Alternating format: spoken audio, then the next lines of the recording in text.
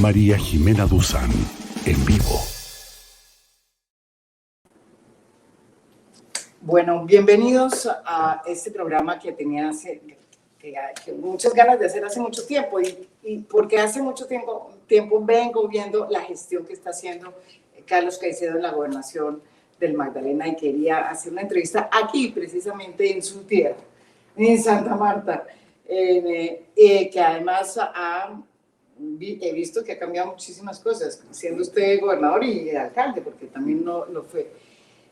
Yo quiero que me cuente, antes de todo, cómo ha sido esta experiencia de enfrentar, yo creo que a las familias más poderosas, yo creo que de la política colombiana, me atrevería a decir, porque se enconaron hace mucho tiempo en el poder aquí y siguen siendo, de todas formas, las que mandan en muchas cosas la parada. Las familias no lo quieren mucho, eso sí lo tengo claro. Pero, ¿cómo ha sido ese desafío, Carlos? Bueno, María Jimena, muchas gracias por la oportunidad de compartir contigo y con todas las personas que te siguen, que son miles. Ha sido una experiencia apasionante, por supuesto.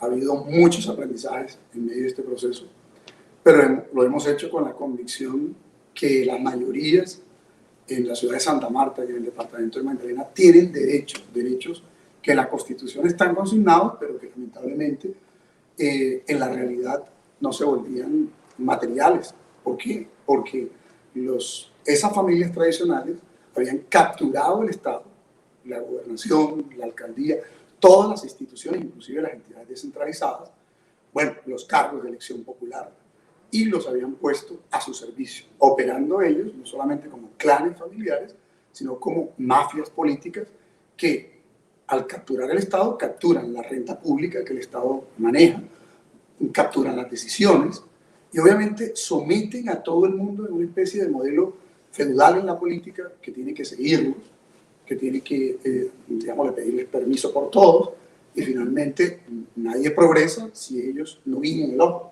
De manera pues que los mayores beneficios siempre para las mismas familias y por eso este departamento, que fue uno de los 9 con los que nació la República de Colombia, terminó siendo el último de los 9 y en términos generales, imagínate, es el 4º en pobreza monetaria y el 7º en pobreza multidimensional de 32 departamentos.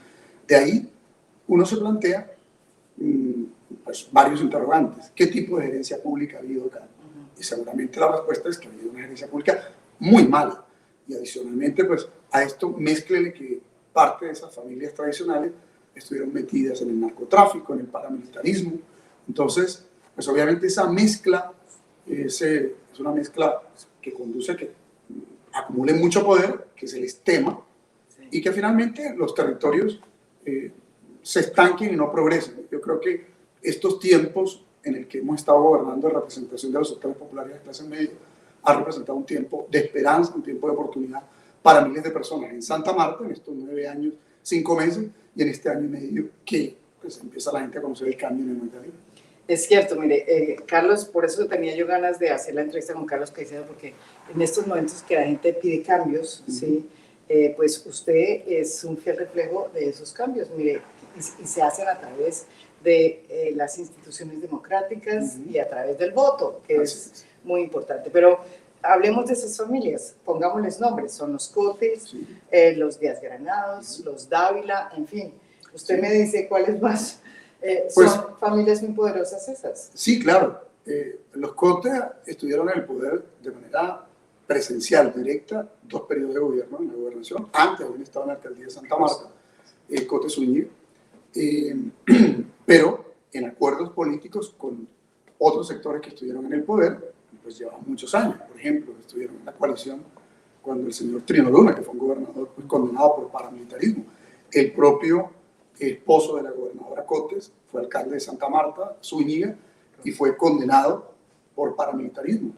Entonces hay una mezcla de una serie de familias como los Cotes, pero que también están emparentados con los Zúñiga, los Díaz Granados, que han estado pues, en el poder en coaliciones de gobierno, en la gobernación, estuvieron en la alcaldía de Santa Marta, también están consanguíneamente emparentados con los Cotes, y los Dávila, particularmente los Dávila Bondano, pero también toda la familia Dávila, que también tienen unas relaciones pues, familiares con los que ya mencioné y con otras familias que, digamos, históricamente estuvieron en el control de la tierra, ¿no? En general los caracteriza porque han sido familias terratenientes, que han estado en el negocio del banano, de la palma, pero que también, bueno, varios de ellos tuvieron algunos familiares, algunos extraditados por narcotráfico, que también tuvieron investigaciones por paramilitarismo, porque combinaron, como dicen por ahí, como todas las formas de acumulación, no aquí no de lucha, sino de acumulación del dinero, del capital.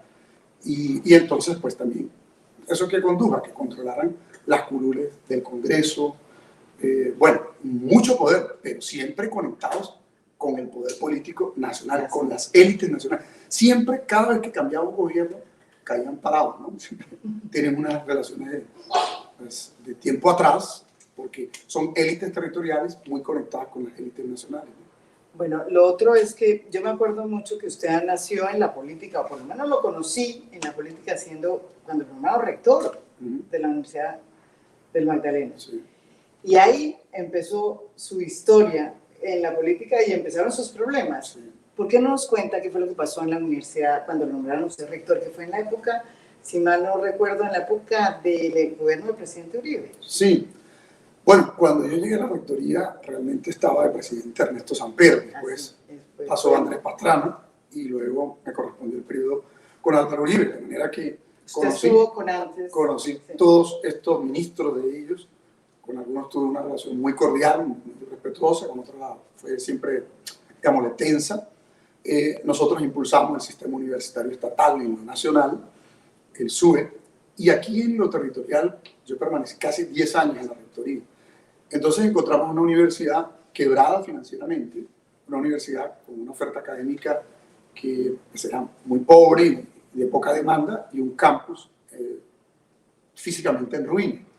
Y el prestigio académico en la comunidad universitaria y en el territorio era muy bajo, lo que había era conflictos. Yo me dediqué básicamente pues, a reorganizar la universidad, desarrollamos un plan de desarrollo y a pensarla de nuevo, a concebirla, a refundarla de nuevo.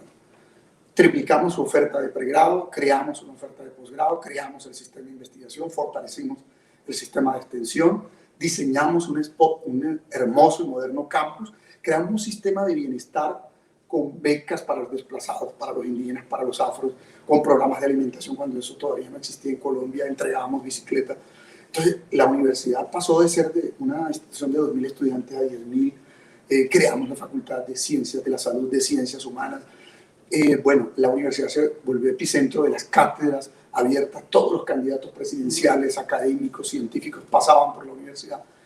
Y ocurrió que para el año 2004 apareció en el escenario una persona que fue candidato único, impuesto por los paramilitares, el señor Trino Luna Correa. Y entonces este señor pues, me declara objetivo político y también en ese proceso me declararon pues, los paramilitares objetivo militar. Hubo asesinatos de miembros de nuestro equipo. Igualmente pues empieza todo un proceso de presión en contra de nosotros. Claro, estos asesinatos habían ocurrido unos años antes, para ver cómo me sacaban por la puerta de atrás. Y resistimos como hasta el año 2006. Curiosamente, quien me dicta a mí la resolución mediante la cual la resolución de acusación por la que me sacan de la rectoría. De la rectoría fue Gabriel Ramón Jaime Durán. No me diga. Sí. Ah, pues está ahora muy con... Claro. Está nada menos que la mano derecha del nuevo fiscal. Del nuevo fiscal, manejando pues, a todos los fiscales en la Corte Suprema. Y el que obviamente intervino para favorecer la libertad del expresidente Uribe. Una decisión traída de los cabellos, y era que yo había pagado de más unas cesantías que además había autorizado el Tribunal Administrativo del Magdalena. Y yo pedí que los llamaran a los magistrados para que explicaran por qué ellos dijeron que esa negociación era favorable a los intereses de la universidad, una transacción.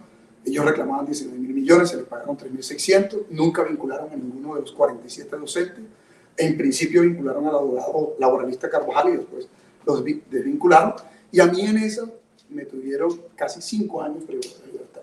De manera que me sacan en el 2006 para los días en que yo había propuesto desde la universidad un plan estratégico para Santa Marta denominado 2025, pensando desde la academia y el territorio como le corresponde a las universidades públicas. Es decir, una universidad que ya era atractiva financieramente, que tenía además cupos que se los peleaban miles de jóvenes, teníamos un sistema de admisión con la Universidad Nacional, con el examen de la Nacional, y obviamente también muchos docentes querían entrar a trabajar en ello. Entonces ellos, ¿qué querían? Las cátedras, los cupos, los contratos, todo lo que la universidad poseía en ese momento, mientras la gobernación estaba en ley 550. De manera pues que la parapolítica, porque no solamente fue Celino Luna, fueron los congresistas y todos los sectores políticos que rodeaban ese gobierno, nos sacaron. Y claro, le presentaron el caso al presidente Uribe en ese tiempo, y seguramente el argumento que le dieron era que yo estaba creando ahí en la universidad una universidad para la izquierda, ¿no? Para esa época vinieron varios candidatos, entre ellos Carlos Gaviria, y yo creo que eso fue un detonante para que me dictaran esta medida de aseguramiento, me sacaran de forma atropellada. El proceso era pegado con balas, pero duró aquí un tiempo en el tribunal, y también las presiones políticas llevaron a que no se decidiera, no hubo justicia. Cuando la justicia no llega a tiempo, no hay justicia. Se fue a Bogotá, y entonces allá la Corte lo reasignó al Tribunal de Bogotá, Tribunal Superior, y finalmente quedé libre en el año, absuelto en el año 2011. 5 años de la vida. ¿Y dónde pasó eso? ¿En la casa? ¿En dónde? Sí, en la casa. Domiciliaria? Claro, al final de ellos me mandan a la casa. Al principio, pues, Luna Correa insistía en que fuera una detención en un panóptico, y había toda la información de que querían, pues, asesinar en una de estas cárceles. Bueno, realmente fue una situación... Miles de jóvenes, sus padres de familia se movilizaron. Esto fue pues una denuncia de orden nacional, pero pudo más el control que estos sectores tenían del poder, no solamente en la gobernación, en la alcaldía, sino la incidencia que tenían sobre el sistema judicial, lamentablemente, pues, por no entregar la universidad, pues para que la saquearan, sí, por no entregársela para que la manejaran, por defender los cargos, inclusive de muchas personas que aún siguen ahí, fíjate tú. Pero bueno, entonces luego salí de eso, y ahí nos planteamos qué hacer, ¿no? Sí, y ahí fue cuando pensó que era menester empezar a hacer política de verdad. Pues sí, porque... Y pues, se presentó a la alcaldía. Sí, porque, a ver, o era ir al exilio, o irse a Bogotá, donde yo había estudiado. Bueno, me regresé. ¿Usted estudió en la Nacional? ¿No? Sí. ¿Qué estudió? Derecho. Derecho. Sí, yo ahí fui, pues. ¿Profesor además también o no? Sí, yo en la universidad hacía también docencia, claro. Bueno, pero fíjate tú, yo estuve en los liderazgos estudiantiles de la generación de la séptima papeleta. O era, entonces, salir del país, irme a Bogotá, y finalmente la convicción que nosotros tenemos es que el cambio en este país tiene que hacerse desde los territorios, ¿no? Y las personas que tenemos arraigo en el territorio y conexión, pues, que aquí vivía mi mamá, conexión con los sectores sociales de los que yo vengo, y yo digo, uno no puede salir huyendo. O sea, al final es como la vida, es como un destino, es como el compromiso. Y a eso fue que pues nos lo planteamos. Salimos caminando prácticamente en solitario, porque ese fue un periplo en el que, de estar rodeado de miles, quedas tú rodeado de nadie. De muy poco, los cuentan con la mano de los dedos, con los dedos de la mano. Y entonces, pues salimos, contamos cómo habíamos encontrado la universidad y cómo la cambiamos, cómo estaba la ciudad y cómo podríamos cambiarla. Y ganó.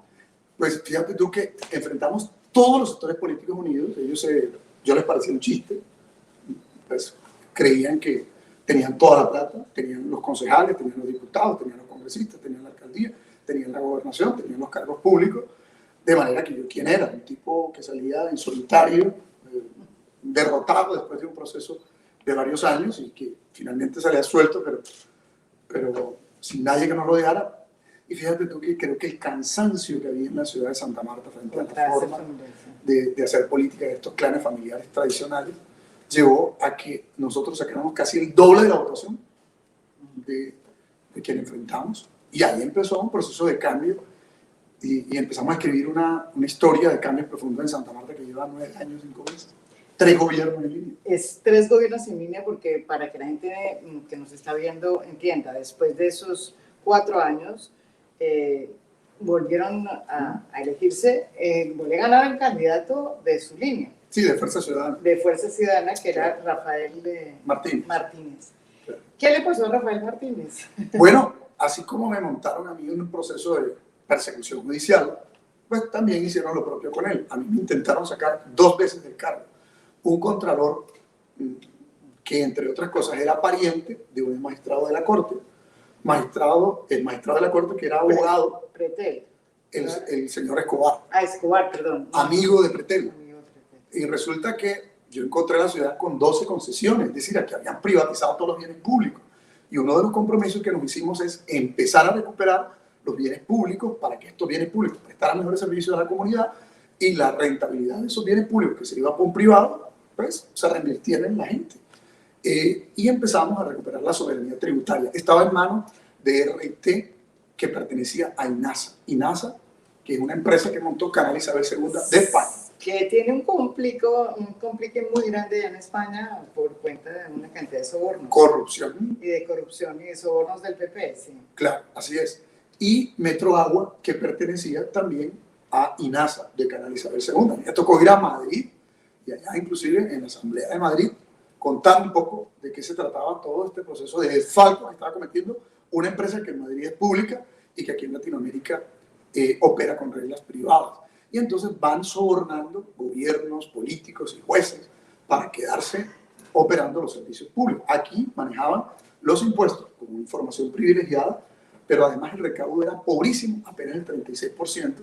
Se llevaban una tajada anual como de 13.000 millones de pesos, que con eso estaban sobornando jueces. Fíjate que nosotros lo dijimos, al principio no nos creían, pero en los papeles que se develaron del Mundo Rodríguez Sobrino, allá por la Fiscalía en España, aparecía en una servilleta cuánta plata le habían dado a Pretel y a Escobar.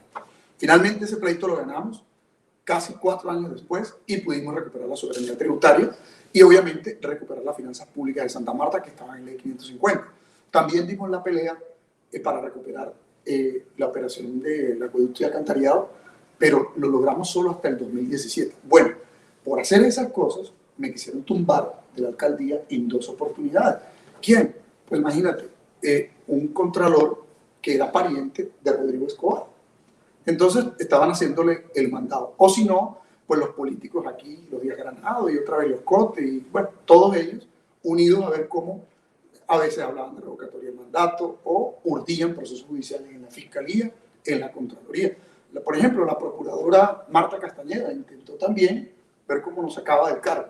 Pero bueno, resistimos, el pueblo también se movilizó. A Rafael, ¿qué le pasó? Algo parecido.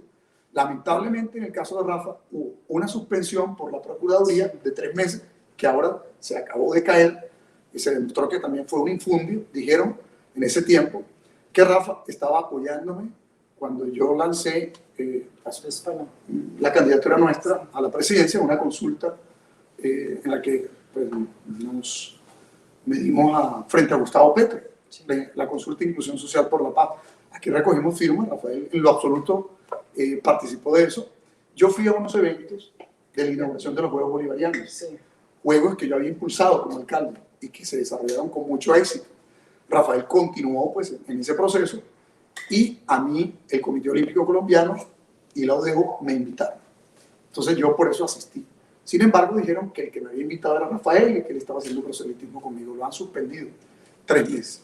Y más adelante, nosotros que ejecutamos centros de salud modernos, ahora la S aquí está intervenida por esta entidad corrupta, la Superintendencia de Salud, que le quitó la S distrital a la alcaldía y nos ha quitado el hospital de 3er nivel a la gobernación para entregárselo al cartel de la salud. Pues imagínate que...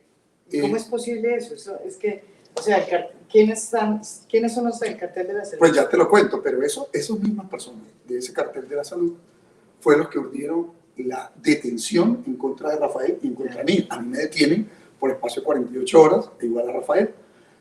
Finalmente, en el proceso, el juez, para resolver situación jurídica, a mí no me dicta medida de aseguramiento, pero a Rafael le dicta medida y dura 3 meses, hasta que el proceso se cae. Y en esa, el presidente Duque encarga a un señor Rogeles, que era el secretario de anticorrupción del gobierno, desconociendo la terna que el movimiento que yo en ese momento presidía, Fuerza Ciudadana, le envió. Es decir, desconoció la Constitución y la ley.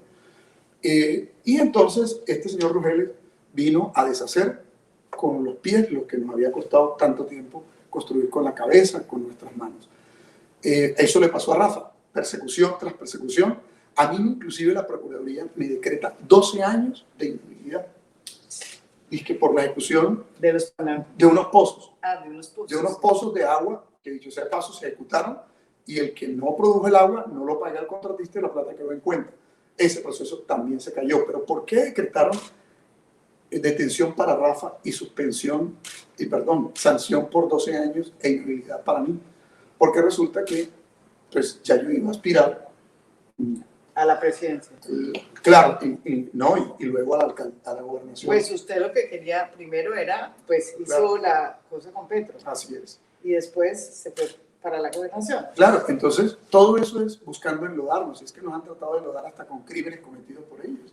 Sí. Es decir, esta gente pues, ha sido no solamente corrupta en la captura de los bienes públicos, privatizándolos, tomándose las entidades del Estado, corrompiéndolas y corrompiendo al elector, sino que además, pues, cuando han tenido que coludirse con grupos criminales lo hacen, cuando han tenido que corromper la justicia lo hacen. Tal vez por eso tú dices que son las familias, digamos, de las más poderosas que hay en el país, porque utilizan toda esta jugada de lo más sucio y ruin que hay. Sin embargo, Rafa yo terminé calificado en diciembre como el segundo mejor alcalde. En noviembre, cuando se hizo la medición, estaba de cuarto. En diciembre de segundo. Rafael terminó de segundo. Y luego, con el éxito seguramente de esa gestión... Pues, Rafa lo volvieron otra vez a... sí, claro, pero una decisión judicial, no la del presidente. Una decisión judicial vuelve otra vez y termina. Termina afortunadamente y termina muy bien calificado. Sí. Y termina con mucho éxito la gestión. Y entonces, bueno, luego viene las elecciones, nos presentamos. Virna Johnson a la alcaldía, que había trabajado también con nosotros, viene con nosotros desde la época de la universidad, y este servidor a la gobernación. Y entonces nosotros le ganamos a los Cotes, a Rosa Cotes y al Mello Cotes, pero no solamente a ellos.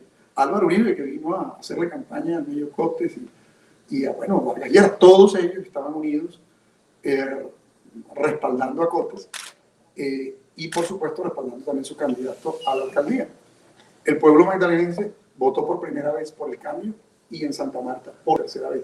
Tú te imaginarás cómo están esos sectores, ¿cierto? Y claro, por eso cuando tú decías no nos quieren, evidentemente, porque pues esto era su caja mayor y su caja menor. Ahora, teniendo en cuenta que hay cada vez más una evidente cooptación por parte de la Fiscalía y de la Procuraduría, por parte del gobierno, ¿usted no teme que estas cosas se aticen aún más? O sea, frente a, por ejemplo, la reforma de Margarita Cabello, que además ampliaría, pues aquí nomás en el Magdalena, imagínense, una cantidad de nuevos jueces disciplinarios, si se puede decir. ¿Qué dice usted de esto, de este tema? Vale, o no puede decir nada porque de pronto le abran una investigación. Bueno, yo salí el otro día pues a acompañar el justo reclamo de los jóvenes colombianos y de la gente que está protestando, reclamando mejores condiciones de vida, renta básica, educación gratuita para sus hijos, y la Procuraduría me aperturó una investigación por salir a ejercer mi derecho constitucional a la libre expresión y a manifestarme, porque es que yo nunca firmé ningún documento que yo iba a renunciar a mis derechos fundamentales. Ese es un derecho fundamental. Entonces me aperturaron una investigación. Y cada vez que uno expresa un punto de vista, aquí le van a uno pues regalando una investigación. Claro, evidentemente los órganos de control en Colombia han ido perdiendo su independencia. Y en el territorio, por lo menos en el caso del Magdalena, en distintos periodos le entregan la Contraloría, le entregan la Fiscalía, le entregan la Procuraduría a cuotas políticas. Por ejemplo, el señor Eduardo Pulgar, ya en proceso de negociación con la Fiscalía, este señor que hacía parte del cartel de la salud, como el señor Honorio Enrique Pinedo, el señor Fabián Castillo, es decir, estos congresistas que tú me preguntas cuáles son los del cartel de la salud, ellos que son los que le dieron facultades especiales al superintendente de salud, y finalmente él cómo les paga los favores, un señor que pertenece a un partido político, el partido político del expresidente o el senador Uribe. Pues el señor el superintendente entonces les entrega la S a estos congresistas. Todo el mundo aquí en Santa Marta sabe que para estar trabajando en el hospital Julio Méndez Barrenechea o en la S distrital, tienen que ir a hablar con el señor Fabián Castillo o especialmente con el señor Pulgar o el señor Honorio Enrique Pinedo. Es decir, el mérito ellos no se lo ganan en los debates en el Congreso de la República, en presentar proyectos de ley o en traer algunos proyectos de desarrollo a los territorios que inserten en el plan de desarrollo. Se lo ganan es a partir del clientelismo o la captura de estas entidades públicas que las terminan saqueando y empobreciendo. Y claro que preocupa porque yo todo esto lo he denunciado en la Fiscalía, en la Contraloría y en la Procuraduría. Inclusive hemos denunciado todas las persecuciones de las que hemos sido objeto y cada vez que salen los fallos a nuestro favor, lo lógico es que se investigan los denunciantes oficiosos que han hecho desgastar la Fiscalía, la Contraloría y la Procuraduría en investigaciones que a la postre pues termina por darnos la razón a nosotros, pero no se repite contra ellos. Y evidentemente no es así porque es que estos son como unos presuntos intocables, estos clanes familiares que tienen el blindaje de tener las credenciales de Senado y Cámara, que es como la bisagra que tienen estas élites territoriales terratenientes, ¿no? Y de la mafia política regional con la nación. Es decir, negocian los votos para proyectos en el Congreso o para elegir a los miembros de los órganos de control y les pagan los favores con cuotas regionales o con aperturarles investigaciones a quienes les somos incómodos. Pero nosotros no podemos silenciarnos. Esto de la reforma de la, digamos, del régimen disciplinario y de las facultades que se le entregan a la Procuraduría, buscan burlar la decisión del Sistema Interamericano de Derechos Humanos. Esto es un asunto que esperemos pues que lo declaren inconstitucional, porque evidentemente no tiene otro objetivo sino ir por los, digámosle, gobernantes que pues, claramente tenemos una posición de disenso frente al gobierno nacional, no solo por su estilo centralista, sino por la ausencia de empatía con el pueblo colombiano. Usted ha hecho muchísimos cambios cuando fue alcalde y se notan aquí en Santa Marta. ¿Qué diría usted que es lo que realmente quiere hacer usted en la gobernación que le sirvió, digamos, su paso por Santa Marta? Que sí la cambió mucho, la gente siente que hay un cambio profundo en muchos aspectos de la vida en Santa Marta, desde la parte de la salud, fíjese, hasta la recreación. O sea, sí, claro. Es muy impresionante el cambio.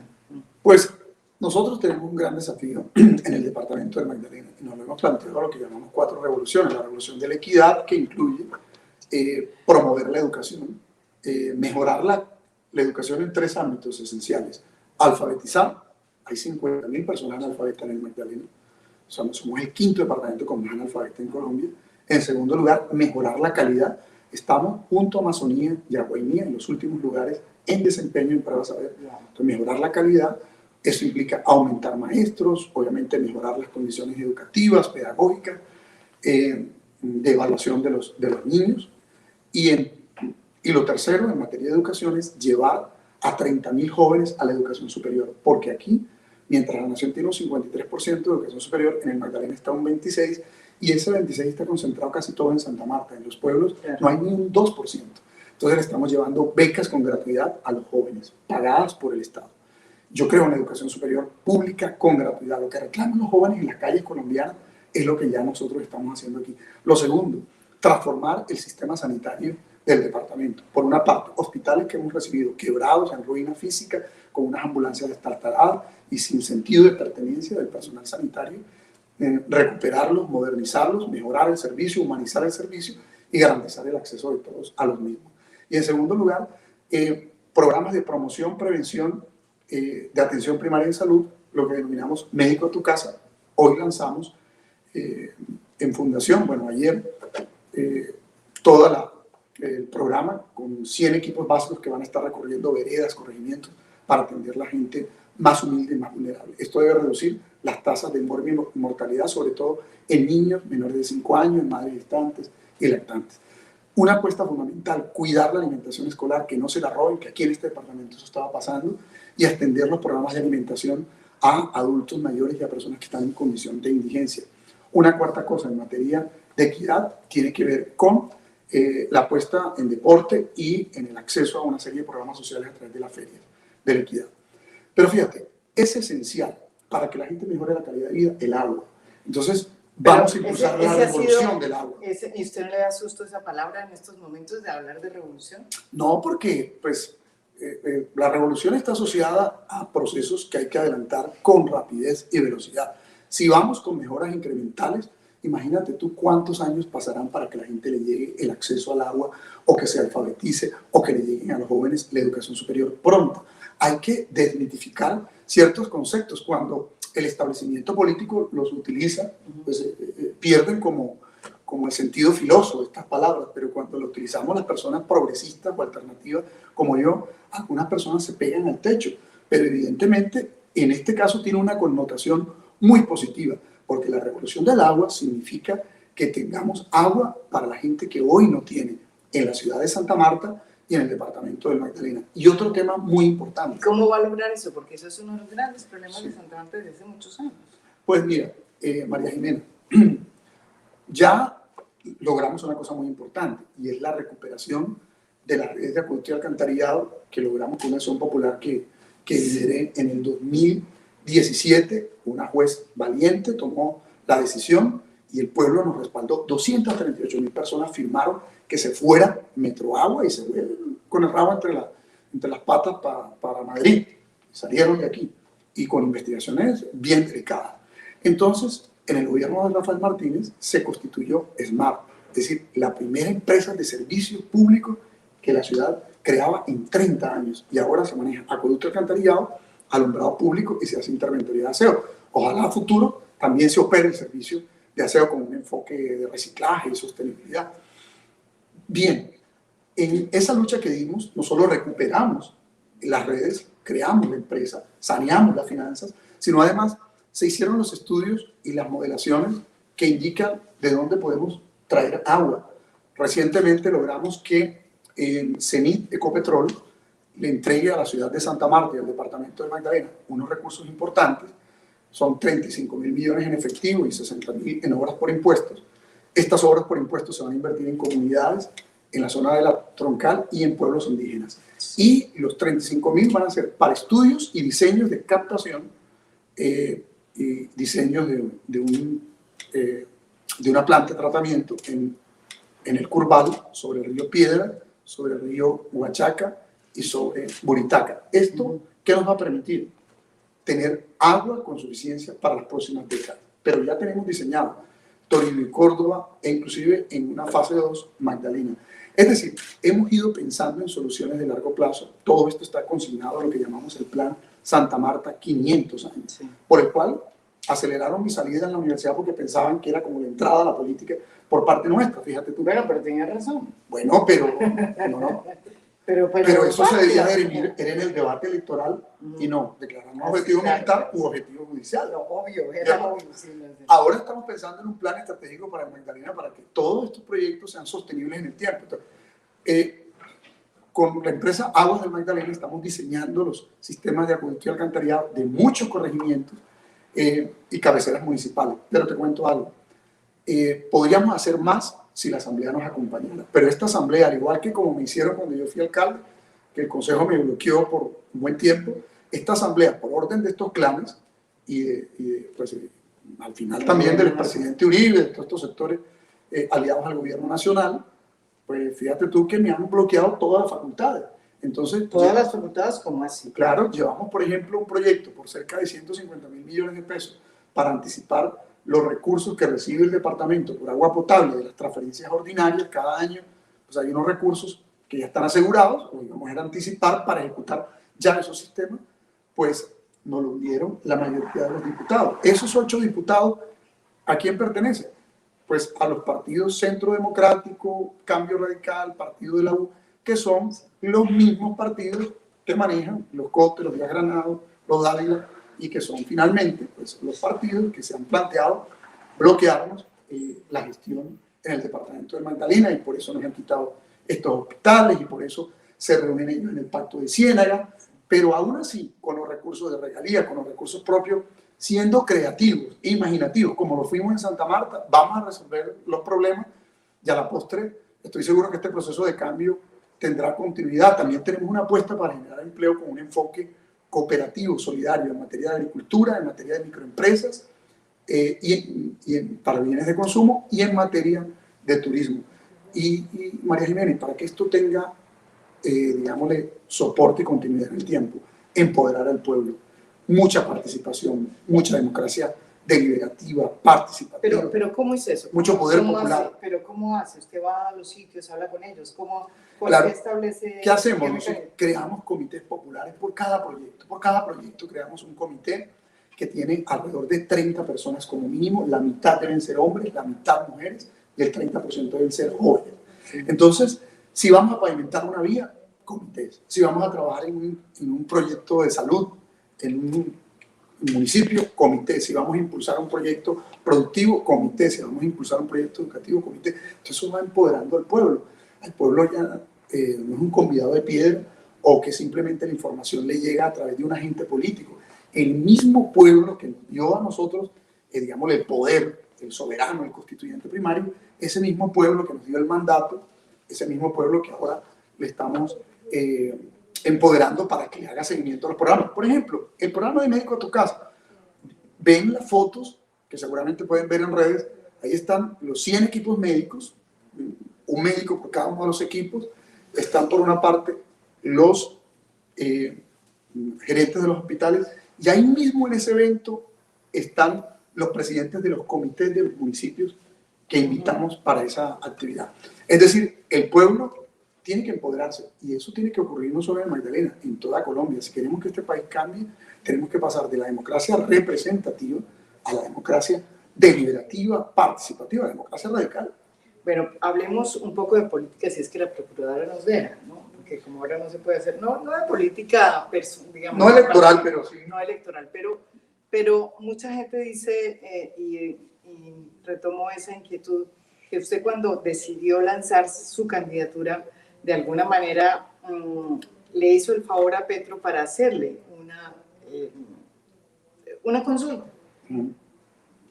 Y pues obviamente era la consulta que iba a ganar Petro en ese caso. ¿Eso cómo fue? Porque ¿eso fue así o no fue así?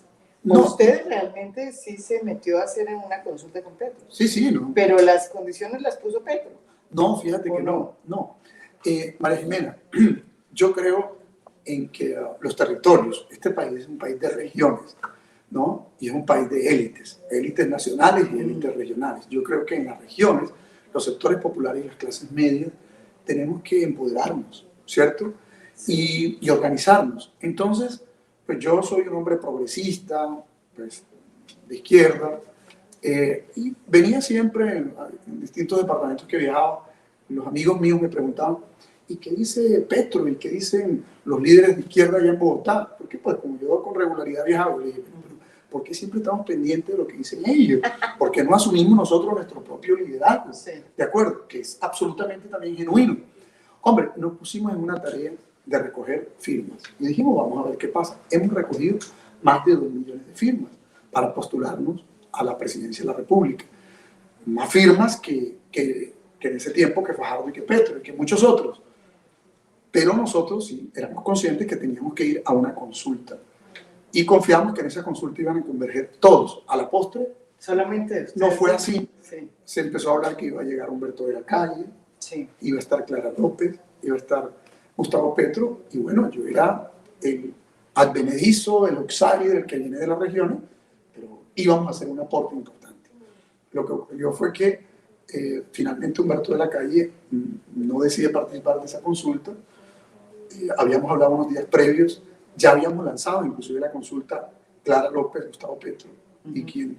Sí, yo me acuerdo. Sí. Claro, salimos en medio y todo, pero luego pues Humberto de la Calle invita a la doctora Clara que se vaya con él de fórmula vicepresidencial, y entonces ella le comenta a Gustavo Petro, total, a mí no me dijeron nada.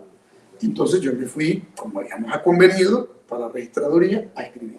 Y le dije, yo estoy desde las 8 de la mañana hasta las 6 de la tarde pendiente de esa inscripción. Si no, me escribo solo. Bueno, total, a las 3 y pico entró Ordóñez, Marta Lucía y Iván Duque. Ellos se inscribieron. Entonces Gustavo Petro me dice, bueno, usted está aún pendiente de la inscripción. Yo le dije que habíamos empeñado la palabra. y finalmente nos inscribimos. Pero fíjate que no había ningún libreto previo, por el contrario, ellos me estaban preguntando, bueno, pero Carlos, ¿tú qué haces ahí en la entrada de la registraduría? Casi pues cuestionándome, yo le dije, yo empeñé mi palabra que iba a una consulta y vamos para esa. Y después, claro, hicimos la consulta. Yo creo que algún medio me dijo que íbamos a hacer gastar plata al Estado, eso es la democracia. Y creo que ellos confiaban que iban a reírse, seguramente hubieran tenido chiste para un año en ese medio, de un periodista muy reconocido. Creían que íbamos a sacar 50.000 votos, sacamos 515.000 votos, ¿cierto? Y simplemente argumentando, explicando nuestras ideas en medio de una consulta con Petro en el que pues finalmente no pudimos hacer un evento en conjunto. Él fue por su lado, sí, yo por el nuestro. Yo le hice a usted una entrevista y Petro también por otro lado porque no se pudo hacer una entrevista. Así es. No.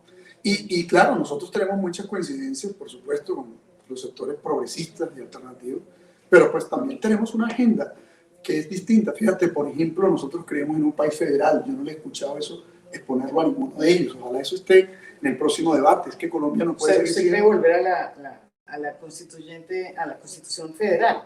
Pues yo creo que... del siglo XIX. Hay expertos como Salomón Calmanovis que han hecho estudios del régimen fiscal que tuvieron los estados federales en el siglo XIX, y él mostraba cómo las finanzas se habían robustecido y cómo luego se delimitaron cuando se volvieron departamentos. Y los que lograron un alto nivel de desempeño y desarrollo en esa época, pues fíjate que cuando los departamentalizaron, pero en el modelo centralista, lograron ser departamentos muy robustos. El modelo federal tiene muchas externalidades positivas vistas en el modelo federal argentino, el modelo federal mexicano, el modelo federal norteamericano o de Estados Unidos, o el que ocurre en distintos países de Europa como Alemania, es decir, o Brasil mismo. Hay más respeto a las autoridades territoriales, estas tienen más capacidad resolutiva. Es que aquí hay que preguntarle, hay que pedirle permiso al Ministerio de Educación para nombrar un profesor en una vereda. Hombre, no hay derecho.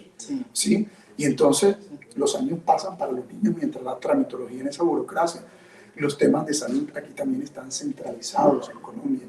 Mira, los servicios públicos fueron privatizados en la Constitución del 91. Es un asunto que también hay que discutir, pero ¿quién establece el régimen tarifario? También se establece en Bogotá. A nosotros nos han impuesto empresas prestadoras del servicio de energía que fueron para nosotros un desastre como Electricaribe. Eso lo define el Ministerio de Minas y Energía. O sea, ¿quién ha dicho que un grupo de personas, digámosle paisanos nuestros, colombianos en Bogotá, tienen más mérito que otros en las regiones para tomar nuestras decisiones? Entonces yo creo que hay diversos aspectos que deben ir al debate del nuevo régimen territorial, que estoy seguro que el Congreso de la República no lo aborda porque siempre hunde estos proyectos. Entonces yo sí creo que hay que buscar otro tipo de distancia en su debido momento, pero yo creo que temas como estos tienen que someterse a discusión. Nosotros no podemos seguir siendo ciudadanos de segunda categoría en las regiones que nos vienen a darle importancia cada que hay elecciones, pero luego nos dejan viendo un chispero. Por ejemplo, el presidente Duque aquí prometió lo divino y lo humano en el Magdalena, y de eso no hizo absolutamente nada. Acá vino y prometió ¿qué? Por ejemplo, la solución del agua, ¿cierto? Sí. Inclusive prometió pues, la nueva pista del aeropuerto, entre otras cosas que se comprometió, pero de eso no hemos visto los magdaleneses absolutamente nada. ¿Y su relación con el presidente Duque? Hombre, mira, cuando nosotros arrancamos el gobierno, lo primero que hicimos fue buscar un espacio para hablar con el presidente. Evidentemente tiene que haber colaboración armónica en nuestras ramas del poder público y colaboración y articulación en los 3 niveles de gobierno que existen en Colombia: municipios, departamentos y nación. Pues a esa cita con él, ellos invitaron a todos los congresistas que sacan alguna votación significativa en el Magdalena. Algunos, pues obviamente los de la coalición de gobierno, con una risa socarrona, esos del cartel de la salud, tratando de sabotear inclusive el ambiente de la reunión. La reunión fue, en medio de todo, bastante cordial con el presidente. Le presenté una propuesta de proyectos en materia social, en materia ambiental, entre otras, el tema del agua, en materia productiva, por 3.4 billones de pesos, para que la nación se vinculara con programas que el departamento está necesitando en materia de infraestructura, de vías, de acueductos, de alcantarillado, inclusive que habilitar el corredor férreo para mover cargas y pasajeros, para dinamizar el turismo, la agricultura, para generar empleo y para resolver problemas urgentes en materia educativa y de salud.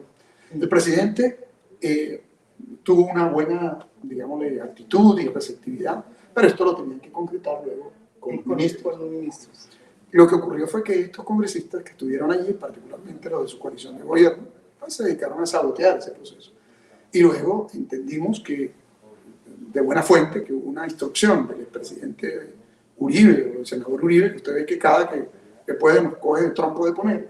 Y entonces, pues obviamente con esa orientación de bloquear al departamento del Magdalena, porque simplemente la gente votó libre, no se doblegó, pues aquí el presidente Duque nunca viene, nunca manda un ministro, nunca vienen recursos, y si algún ministro viene como a temas absolutamente protocolarios o formales, pero en lo absoluto, es decir, han castigado al Magdalena y han tratado de bloquearlo por nuestra independencia, consistencia y coherencia entre lo que prometimos en campaña y lo que hemos hecho. ¿Y cómo ha sido el tema de la vacunación?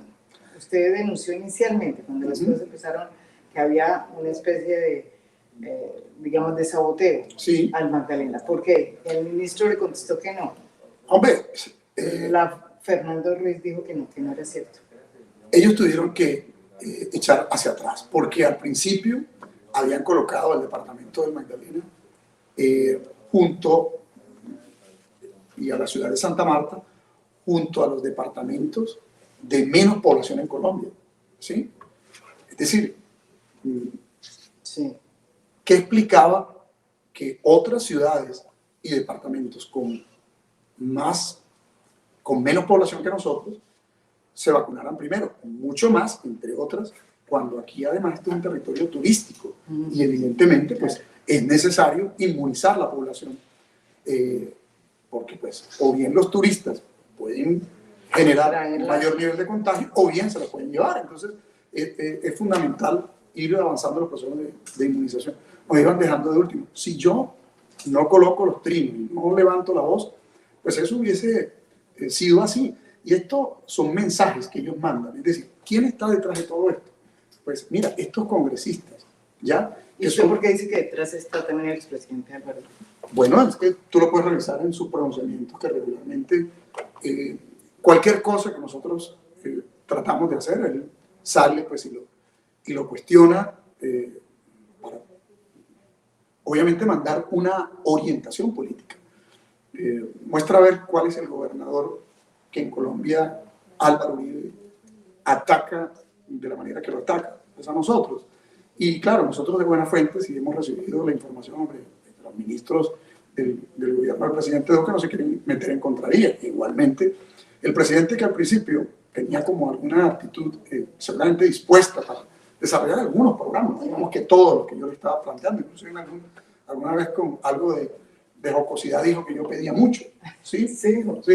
Pero bueno, pues ese es el papel de uno en los territorios, ¿no? Levantar la voz por la gente. Pero nos fuimos dando cuenta que pasaban los días, y evidentemente no llegaban no solo recursos, sino ni siquiera funcionarios del alto gobierno. Inclusive, yo hice una visita al TNP para presentar unos proyectos allí, y no pasó 24 horas cuando el propio presidente anunció que iban 3.4 billones de pesos para un proyecto de carácter regional Guajira-Magdalena. Es decir, Guajira se saca. O sea, sacar a Magdalena. Pues, obviamente. Y claro, siempre buscan ver cómo nos van aislando, pero bueno, nosotros entendemos, ¿no?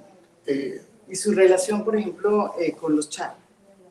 Bueno, los char, sus aliados políticos aquí son los cotes, ¿no? Evidentemente, pues, ellos vinieron inclusive a hacerle campaña a los cotes y aquí perdieron tanto en la alcaldía como en la gobernación. Es evidente que en el escenario regional, pues somos dos proyectos muy distintos. Nosotros representamos un proyecto desde lo popular, desde lo social, un proyecto pues, que busca colocar el Estado al servicio de la gente. Ellos tienen un proyecto, siendo el grupo económico más poderoso del Caribe y uno de los 5 grupos más grandes del país, de precisamente cuidar sus intereses económicos y ver cómo colocan el Estado a su servicio. Y Carlos, son dos modelos distintos. Es evidente, pero Carlos, ¿y usted cuál cree que va a ser el modelo que va a ganar?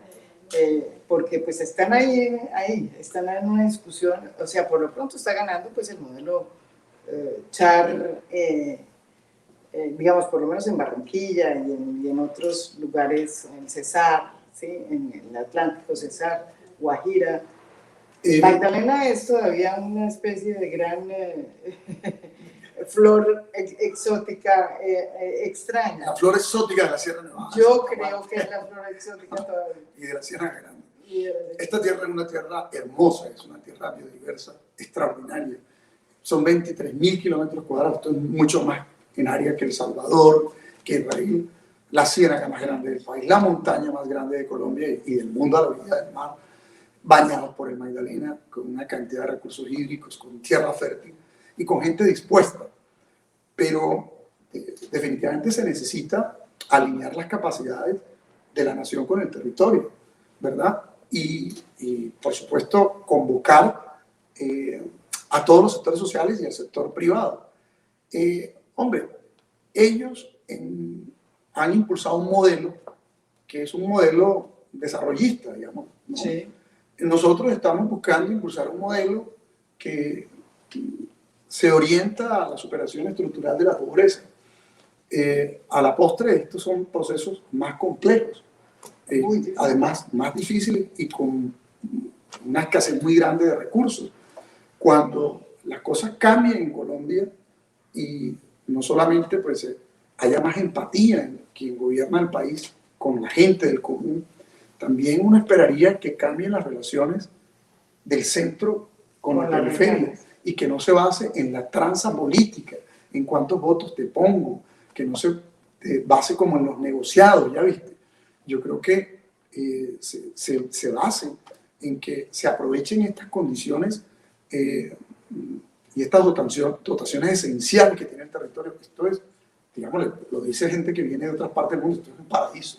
Sí. Pero y la gente no se explica cómo en medio de tanta riqueza vivimos en tanta pobreza. Sí. Entonces aquí hay que hacer un gran proyecto de país en el que se aprovechen toda esta cantidad de biodiversidad, ¿no? De posiciones geográficas privilegiadas, de recursos y de capacidad de trabajo de la gente para producir un cambio estructural en la sociedad. Yo estoy convencido que eso puede ser, o sea, a la postre ese modelo, pasado un tiempo, no te puedo decir cuánto, no lo sé, pero es el que finalmente iremos a arribar a él, porque son las tendencias internacionales, las visiones progresistas del planeta indican que hacia allá tenemos que ir. Pero una pregunta muy clara, es que evidentemente tú después de esta gobernación pues te vas a seguir en la política, vas a meterte ahora sí otra vez en una campaña presidencial. Después de esto, o qué es lo que vas a hacer, o ¿cuál es el futuro de Carlos Caicedo después de esto? María Jimena, yo creo que ahora nuestro compromiso es hacer las cosas bien en la gobernación, en impulsar estos cambios estructurales, sí, para que la gente tenga mejor educación, salud, agua potable, mejores condiciones de acceso al empleo, mejores vías, sí, en fin, que este territorio avance en sostenibilidad, en equidad, en democracia, ¿cierto? Y por supuesto, si hacemos un buen trabajo, puede ser un buen referente para poder hacer de lo que hay que hacer en otras regiones de Colombia o en Colombia misma. Por supuesto, yo creo que aquí hay una crisis muy fuerte en este país. Hay una crisis de legitimidad del Estado, ¿verdad? Y hay una crisis también muy fuerte de liderazgo, ¿no?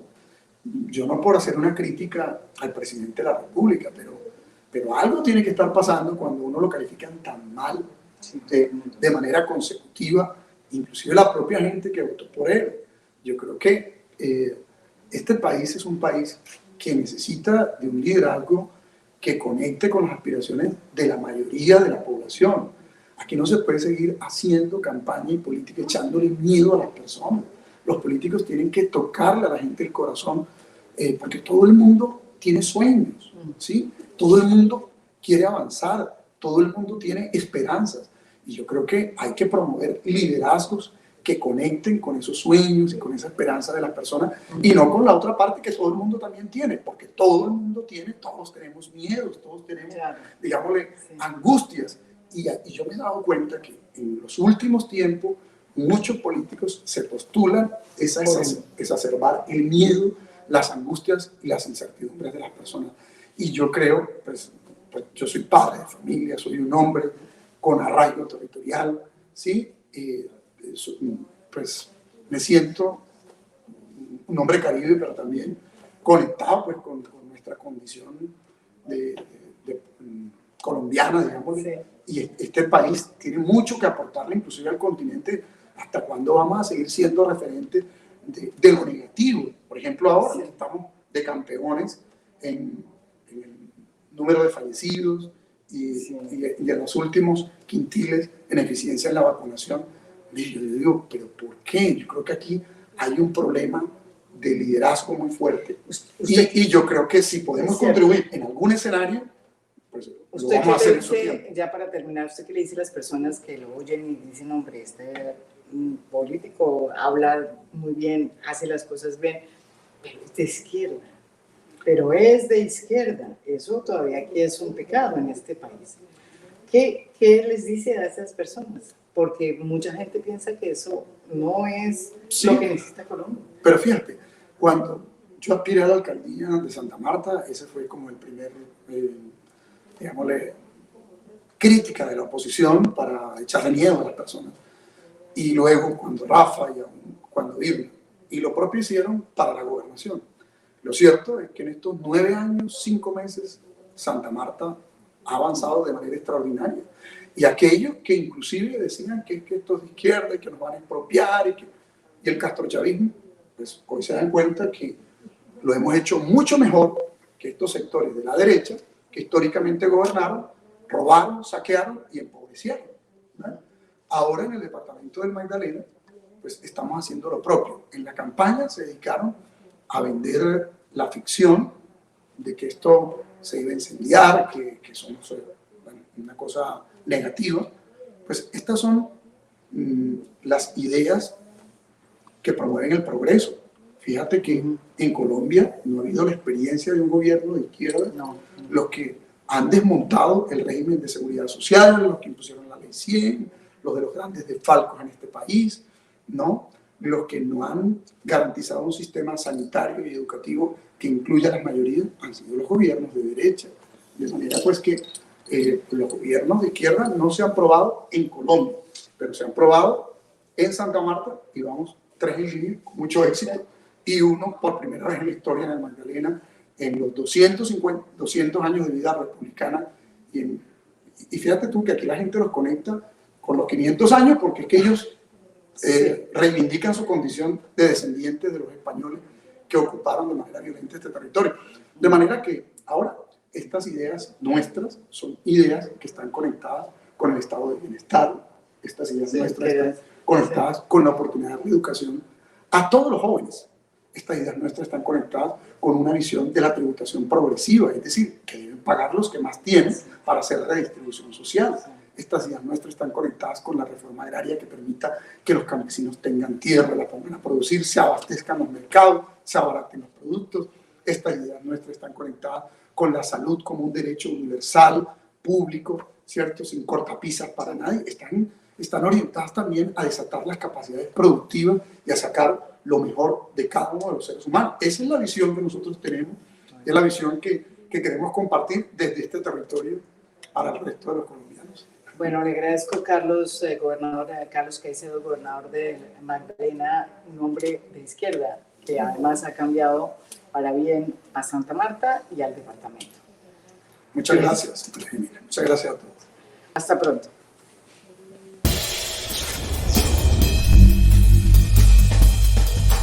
María Jimena Duzán, en vivo.